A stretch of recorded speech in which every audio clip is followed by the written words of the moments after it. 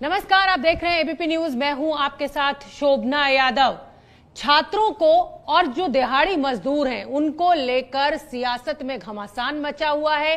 केंद्र सरकार ने गाइडलाइंस जारी कर दी हैं कि अपने अपने राज्यों के जो छात्र और दिहाड़ी मजदूर हैं उनको अपने घर वापसी हो सकती है, लेकिन शर्तों के साथ। बिहार में एक अलग ही सियासत है, और क्या है वो सियासत, उसका क्या है हल, जानने के लिए मैं रुख करना चाहूंगी बिहार के उप मुख्यमंत्री सुशील मोदी जी मेरे साथ जुड़ रहे हैं।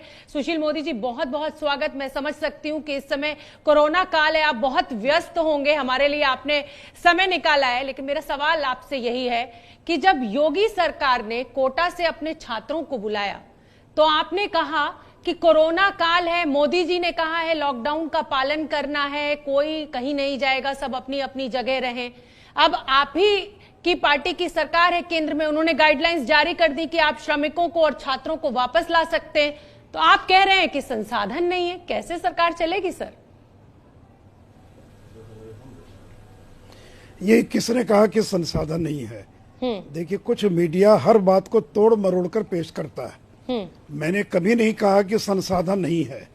मैंने ये कहा कि बसों से लाना संभव नहीं है। न तो राज्य सरकारों के पास इतनी बसें हैं, चाहे वो गुजरात की सरकार हो, यूपी की सरकार हो, बिहार की सरकार हो या महाराष्ट्र की सरकार हो। इसलिए मैंने ये कहा कि ट्रेनों से ही बुलाया जाना संभव हो सकेगा, और दूरी इतनी ज्यादा है कि कोई व्यक्ति सूरत से बस में बैठ कर कैसे आएगा, या चेन्नई से कैसे आएगा, बेंगलोर से कैसे आएगा।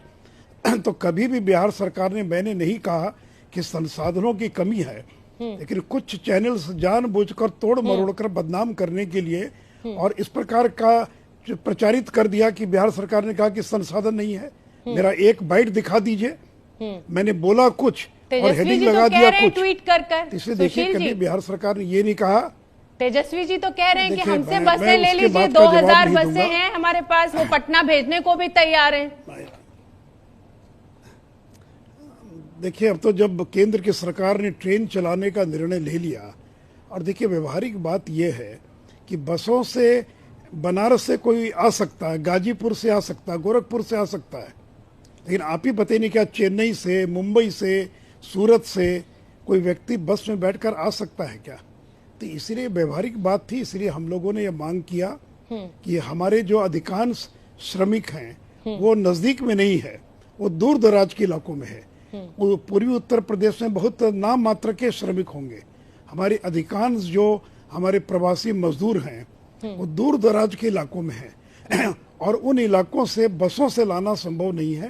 और मैं धन्यवाद देना चाहूंगा प्रधानमंत्री जी को और गृह मंत्री जी को, जो प्रोएक्टिव होकर काम कर रहे हैं। और जैसे ही उन्होंने स्थिति देखी कि जब लॉकडाउन को शिथिल किया जा रहा है और बसों से लाना संभव नहीं होगा, तो फिर उन्होंने रेल की अनुमति प्रदान की है, और मुझे खुशी है कि अब रेल से आना प्रारंभ हो गया है। और जयपुर से ट्रेन आज रात को खुल रही है, जो कल बिहार के जी सुशील जी, ठीक है, ट्रेनों की इजाजत मिल गई है। 12 बजे दिन में जयपुर से एक ट्रेन चल रही है आज रात को, जो कल पटना पहुंच रही है। हाँ, लेकिन बिहार की इस तरह की छवि क्यों बन गई है सभी नेताओं के सामने? आम आदमी पार्टी के संजय सिंह कह रहे हैं हम मदद करने को तैयार हैं। खुद आपकी पार्टी के कई नेता काफी दिनों से ये डिमांड कर रहे थे कि छात्रों को लाना चाहिए, छात्र और श्रमिक जो हैं उनको वापस आना चाहिए।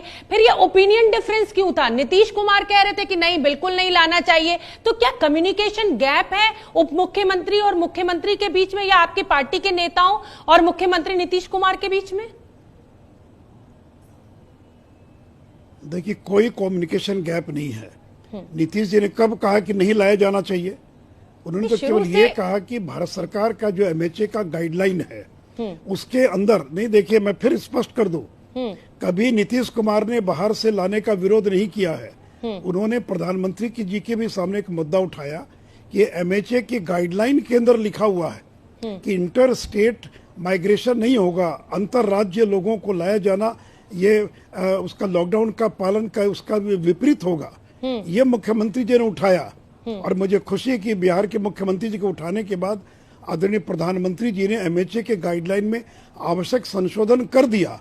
उन्होंने केवल गाइडलाइन का जिक्र किया। आप ही बताइए ना, अगर एमएचए का गाइडलाइन कह रहा है कि दूसरे राज्यों से लाया नहीं जा सकता है, और देखिए सवाल केवल कोटा के बच्चों का नहीं है, जितने कोटा में बच्चों से ज्यादा बच्चे तो हमारे पूना में हैं, उससे कई गुना ज्यादा बेंगलोर में है, हैदराबाद में है। तो वहां के बच्चे भी तो आना चाह रहे थे, तो उनको हम कैसे लेकर आए, आप ही बता दीजिए। और आज इसलिए देखिए, ये विषय कोटा और नो कोटा नहीं है।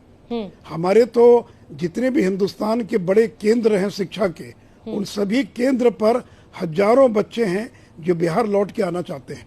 तो केवल एक कोटा ही क्यों, सुशील जी, बेंगलोर क्या से आपकी क्यों नहीं आएंगे, जानकारी पूना में से है? क्यों नहीं आएंगे, और केवल बच्चे ही क्यों आएंगे? और नहीं एक मिनट, कि केवल बच्चे ही क्यों आएंगे, श्रमिक क्यों नहीं आएंगे? बेचारा गरीब है इसलिए वो नहीं आएगा। तो इसलिए देखिए, तो चाहे इतना लेबर हो या विलंब टूरिस्ट क्यों? हो या योगी छात्र हो, सरकार चाहे 15 कोटा दिन हो या पहले बेंगलोर बुला हो, चुकी है अपने बच्चों कहाँ को, विलंब अपने हुआ? श्रमिकों को बुला रही है। तो इतना भाई, विलंब क्यों, अरे जब भाई, आप इतना कंसर्न है अपने छात्रों से, अपने कहाँ? श्रमिकों से? कहाँ विलंब, कहाँ विलंब हुआ है? भारत सरकार ने जब छूट दी है तो बच्चे आ रहे हैं, श्रमिक आ रहे हैं। आप ही क्या बताइए ना आपको कि अंदाजा भारत है? सरकार ने छूट दी थी क्या? सुशील इसके जी, मैं पहले? आपको अगर भारत एक सरकार उदाहरण, ने, हाँ सुशील जी, मैं आपको एक उदाहरण देना चाहूंगी। मैं, क्योंकि कोटा के बच्चों से भी मेरी बातचीत हो रही थी। बहुत सारे बच्चे, जब योगी सरकार ने अपनी बसें भेजकर बच्चों को बुला लिया, मध्य प्रदेश सरकार ने अपने बच्चों को बुला लिया, तो जो बिहार के बच्चे थे उनका कहना था कि काश हमारे मुख्यमंत्री योगी जी जैसे होते। और तो और मुख्यमंत्री योगी आदित्यनाथ ने उन छात्रों के साथ संवाद भी बनाया।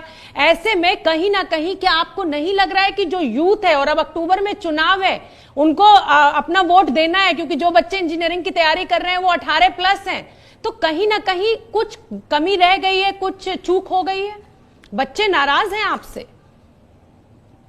देखिए, आप वोट की चिंता मत कीजिए, थोक भाव से वोट मिलेगा हम लोगों को।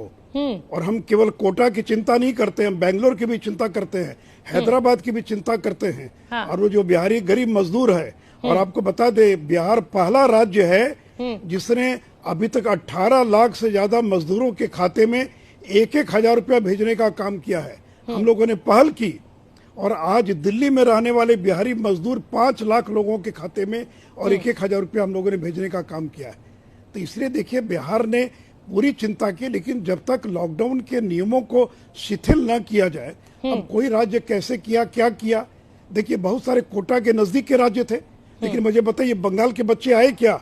बंगाल के बच्चे तो कल आए हैं, उड़ीसा के बच्चे कब आए? तो देखिए, जो नजदीक के राज्य हैं वहां आना जाना आसान रहा होगा, लेकिन कोटा के बगल में तो झांसी है, उत्तर प्रदेश की सीमा तो लगी है, मध्य प्रदेश की सीमा लगी है, लेकिन क्या बिहार की सीमा लगी है क्या? और कहाँ कोटा, कहाँ पटना, कम से कम 1000 किलोमीटर की दूरी होगी। कहाँ महाराष्ट्र के बच्चे तो कल आए हैं, कहाँ महाराष्ट्र के बच्चे कोटा से ओवरनाइट जर्नी है सुशील जी। देखिए, आप लोग केवल कोटा कोटा चिल्लाते हैं, केवल नहीं, ओवरनाइट नहीं है, तब आपको पता ही नहीं है ना।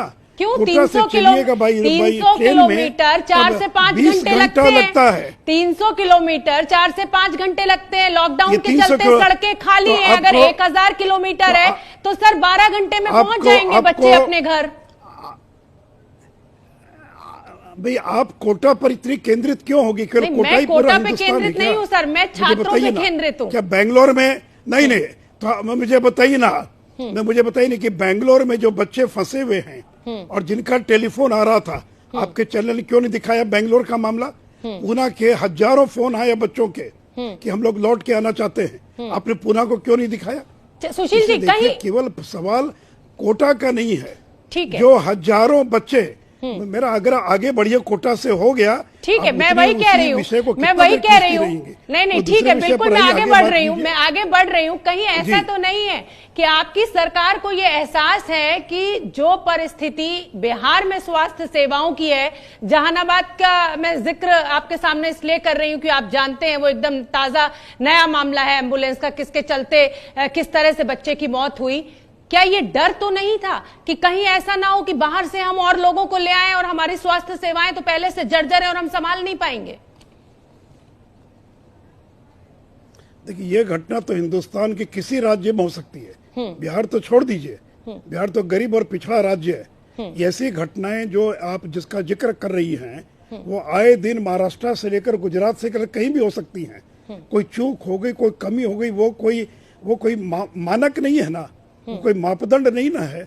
तो इसलिए देखिए, आप उस एक घटना से और 12 करोड़ के पूरे बिहार की छवि मत खराब कीजिए। कोई एक घटना कहीं भी हो सकता है, इतना बड़ा देश है, इतना बड़ा राज्य है, इसलिए कोई एक घटना से आप किसी राज्य की छवि मत बनाइए और उसके बारे में कोई इमेज बनाने की आवश्यकता नहीं है। एक घटना से नहीं, आप भी जानते हैं चमकी बुखार से भी किस तरह बच्चे मरे थे, वो भी उदाहरण आपके सामने है। मैं किसी एक घटना से इस बात का जिक्र नहीं कर रही हूं, लेकिन मैं आपसे ये समझना चाहूंगी कि बिहार जब कोरोना फैलना शुरू हुआ तो बहुत अच्छी स्थिति में था, लेकिन अचानक मामले बहुत तेजी से बढ़ने लगे। क्या वजह है? क्या मतलब क्या कमी रह गई? वो क्यों अचानक बढ़ने लगे? लॉकडाउन तो लागू था। नहीं, तब आप ही बताइए ना कि गुजरात में क्यों संख्या इतनी बढ़ गई, महाराष्ट्र में क्यों बढ़ गई? तो ज्यादा विकसित राज्य है कि मेरे यहाँ कोई कमी, दूसरे राज्य में कोई कमी है तो मेरे राज्य की गलती जो है वो जस्टिफाइड है। नहीं, मैं तो ये कह रहा हूँ ना कि हम तो बहुत पिछड़े और गरीब राज्य हैं पर कैपिटा इनकम से लेकर हर चीज में, लेकिन देश के जो विकसित राज्य हैं, तमिलनाडु, केरला, तेलंगाना, महाराष्ट्र, गुजरात, वहां की संख्या इतनी ज्यादा है, तो क्या इसका क्या? देखिए, ये कोई तुलना नहीं किया जाना चाहिए। और हमारे यहाँ तो केवल 2 लोग मरे हैं अभी तक, हमारे यहाँ तो केवल 2 लोगों की मृत्यु हुई है, और जो विकसित और संपन्न राज्य हैं वहां तो मरने वालों की संख्या 300, 400, 500 पहुंच गई है। तो देखिए, प्रधानमंत्री जी ने कहा कि इस तरह की तुलना किया जाना उचित नहीं होगा कि किसी राज्य में कितने मरे, वहां की कोई मैं फेलियर इसको नहीं मानता हूँ कि किसी राज्य में अगर ज्यादा मर गए तो वो कोई फेलियर उस राज्य का विशेष परिस्थिति हो सकती है, उसके कारण कुछ और होंगे, मेडिकल चीजें होंगी। तो हम तो अब कहें कि हमारे यहाँ तो 2 ही लोगों की मृत्यु हुई और महाराष्ट्र में तो कितने लोगों की मृत्यु हो गई। तो मेरा आग्रह है कि इस तरह की तुलना करना उचित नहीं होगा। और हर एक राज्य सरकार, जो कोई सरकार हो, अपनी ओर से पूरा प्रयास करती है और प्रयास कर रही है। और देखिए, अब जो संक्रमण फैल रहा बिहार के अंदर, वो जो प्रवासी मजदूर हैं उनके आने से संक्रमण फैल रहा। हाल के पिछले 10 दिनों के अंदर जो चोरी छिपे इधर उधर से जो लोग आ गए, और अधिकांश जो नया संक्रमण बिहार में फैला है वो जो माइग्रेंट लेबर हैं उनके कारण वो संक्रमण फैल रहा है। ठीक है, मैं आपसे एक जानकारी और चाहूंगी क्योंकि मेरे दर्शकों के लिए बहुत जरूरी है। जमात के ऊपर आरोप लग रहा था कि हर प्रदेश में तबलीगी जमात के लोग पहुंचे और उसके चलते ये मामले बढ़ गए और कहीं ना कहीं एक समुदाय को निशाना बनाया जाने लगा। क्या आपने तबलीगी जमात के जितने भी जमाती आपके प्रदेश में पहुंचे आपने आइडेंटिफाई कर लिए, और आप एक नेता होने के नाते क्या इसको ठीक मानते हैं कि एक पूरे समुदाय को जिम्मेदार ठहराया जा रहा है चंद लोगों की लापरवाही के चलते? देखिए, जो पहला दौर संक्रमण का था वो जो विदेशों से लोग आए थे, जो इटली से आए, इंग्लैंड से आए, बाहर गल्फ देशों से आए। दूसरा दौर चला तबलीगी जमात के कारण, और अब जो तीसरा दौर चल रहा है बिहार के अंदर वो चल रहा है माइग्रेंट लेबर के कारण। और देखिए, अगर कोई किसी समुदाय को दोषी ठहराता तो मैं इसके कड़े शब्दों में भर्त्सना करता हूँ। और कभी भारतीय जनता पार्टी ने ये नहीं कहा या किसी ने कि साहब इसके कारण एक समुदाय, किसी भी समुदाय को दोषी करार नहीं किया जा सकता है। वो हिंदू हो सकता है, मुसलमान हो सकता है। और राष्ट्रीय स्वयंसेवक संघ के सर संचालक श्री मोहन भागवत जी ने पिछले रविवार को जो अपना संबोधन किया है उसमें भी इस बात का जिक्र किया है। और देखिए, बीमारी का संबंध किसी धर्म के साथ नहीं है, वो धर्म से नहीं जुड़ा है। अमेरिका में जो मर रहे हैं वो तो सारे ईसाई लोग हैं, और ईरान में जो लोग मरे वो अधिकांश मुस्लिम लोग हैं।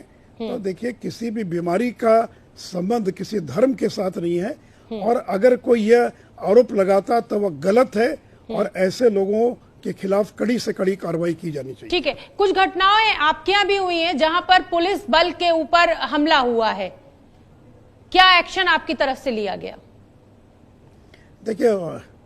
देखिए, बहुत कम घटनाएं घटी हमारे यहाँ, मात्र 2 या 3 इस तरह की घटना घटी, और जो घटना घटी उस पर उनको गिरफ्तार किया गया, वैसलों को पकड़ा गया है। देखिए, इन घटनाओं का कारण कहीं न कहीं ये है कि लोगों के मन में एक डर पैदा हो गया कि अगर मैं संक्रमित हो गया, मैं अगर कोरोना पॉजिटिव पाया गया तो मैं समाज से बहिष्कृत हो जाऊंगा, समाज में लोग मुझे हे निगाह से देखेंगे, और क्वारंटाइन को लोग समझते कि एक प्रकार की जेल है। तो ये जो स्टिग्मा है वो दूर किए जाने की आवश्यकता है। और हम लोग भी व्यापक प्रचार प्रसार कर रहे हैं कि ये तो देखिए, 100 में 85 लोग तो केवल सामान्य उपचार से ठीक हो जाते हैं, और केवल 10 लोगों को ही ऑक्सीजन की जरूरत पड़ती है और 0.06% को ही वेंटिलेटर की आवश्यकता पड़ती है। तो इसलिए ये जो कोरोना का संक्रमण है, इसको जो स्टिग्मेटाइज किया जा रहा है, ये गलत है और ये जागरूकता का अभाव है। और इसी कारण जो बिहार में जो घटना घटी कहीं ना कहीं वो इन्हीं कारणों से घटी। लेकिन कुल मिलाकर मैं कहूंगा कि बाकी देश की तुलना में बिहार के अंदर इस तरह की घटनाएं बहुत नगण्य थी जो है। सुशील जी, आपसे ये भी जानना चाहेंगे कि अब ऐसे भी जिक्र आ रहा है, हालांकि 3 मई को पता चलेगा कि लॉकडाउन की क्या स्थिति रहने वाली है, चरणबद्ध तरीके से खोला जाएगा। अगर लॉकडाउन चरणबद्ध तरीके से खुलता है, रेड जोन में पूरा रहता है लेकिन ग्रीन जोन में खोला जाता है, उसको लेकर आपकी क्या तैयारी है? क्योंकि कहीं ना कहीं लॉकडाउन जब खुलेगा तो स्थिति विकट होने का डर भी कहीं बना हुआ है। नहीं, देखिए, एक बहुत बड़ी चुनौती है और चूंकि हमारे यहाँ तो लाखों लोग आने वाले हैं और उन राज्यों से आने वाले हैं जहाँ संक्रमण सबसे ज्यादा है, मुंबई, हैदराबाद या फिर सूरत, अहमदाबाद, तो जो भी, या दिल्ली से लोग आएंगे, तो एक बहुत बड़ी चुनौती है। और आज भी 6 घंटे हम लोगों ने और सारे डीएम एसपी के साथ वीडियो कॉन्फ्रेंसिंग की है और पूरी हम लोगों ने अपनी ओर से जितना संभव है उतनी हम लोगों ने तैयारी कर रखी है सारी चीजों के लिए। लेकिन एक बड़ी चुनौती है और देखिए भारत सरकार का क्या गाइडलाइन आता है और अभी तक का जो गाइडलाइन है उसमें को लेके क्या तैयारी है? ऑरेंज और ग्रीन जी, क्वारंटीन सेंटर, क्योंकि अब जब इतनी बड़ी संख्या में प्रवासी आएंगे। हेडक्वार्टर्स है जी जी, आप अपनी बात पूरी कर लीजिए। क्वारंटीन सेंटर्स हम लोगों ने आज वही अभी 6